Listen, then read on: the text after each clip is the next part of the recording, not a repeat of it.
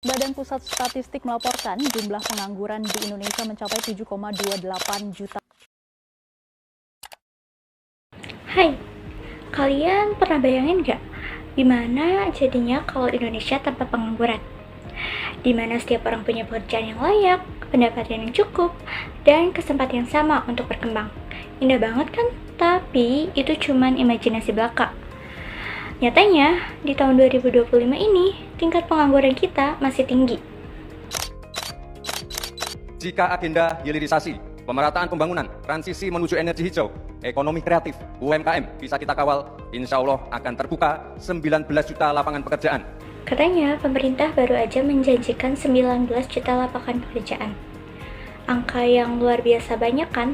Tapi kalau emang sebanyak itu, kenapa masih banyak orang yang belum dapat kerja?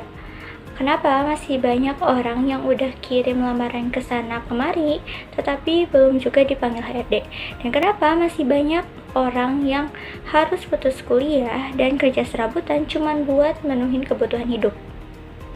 Pertanyaannya, kenapa sih hal ini bisa terjadi? Dan apa solusi kita sebagai Gen Z dalam mengatasi permasalahan ini?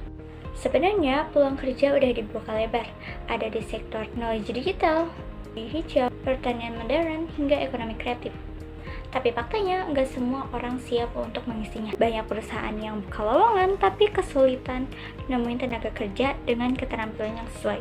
Di sisi lain, masih banyak pencari kerja yang keterampilannya justru nggak nyambung dengan kebutuhan industri.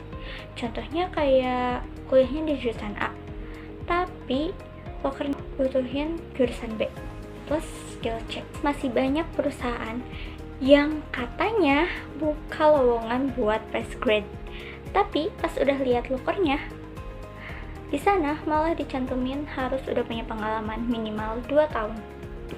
Padahal kan kita baru aja lulus. Ya paling pengalamannya disuruh fotokopi saat magang.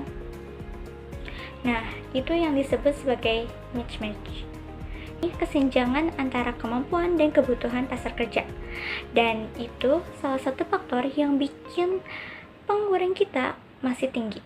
Pemerintah udah berusaha kok dalam mengatasi pengangguran ini. Contohnya yakni ada program pelatihan, kartu prakerja, subsidi wirausaha muda, dan peningkatan investasi industri. Tapi ya realitanya belum semua ngerasain hasilnya. Masih banyak daerah yang akses internetnya aja susah. Gimana mau ikut pelatihan online? Masih banyak orang yang pengen kerja, tapi nggak punya modal buat pindah ke kota. Jadi, bukan cuma butuh lapangan kerja baru, tapi juga akses dan kesiapan biar semua orang bisa dapat peluang yang sama. Kebijakan serta program-program yang sudah diadakan pemerintah masih butuh evaluasi dan pengawasan. Karena membangun lapangan kerja itu bukan cuma soal jumlah, tapi juga soal akses, siapa aja yang bisa menjangkaunya, dan apakah mereka benar-benar mendapatkan kesempatan yang sama dalam pelatihan dan penerimaan kerja. Nah, daripada cuma salahin pemerintah, coba kita ubah mindset kita dikit. Kalau nggak dapat kerja, ya mungkin kita bisa bikin kerjaan sendiri. Mulai dari hal kecil kayak jualan online, ikut bootcamp pelatihan online, buka jasa freelance, jadi tutor online, atau bikin konten. Indonesia tanpa pengangguran bukan cuma mimpi, tapi itu butuh kerjasama nyata antara kebijakan yang berpihak pada rakyat dan masyarakat yang aktif. Dan yang paling penting, kawal kebijakan pemerintah. Pastiin janji-janji lapangan pekerjaan itu benar-benar terwujud, bukan cuma omong kosong belaka.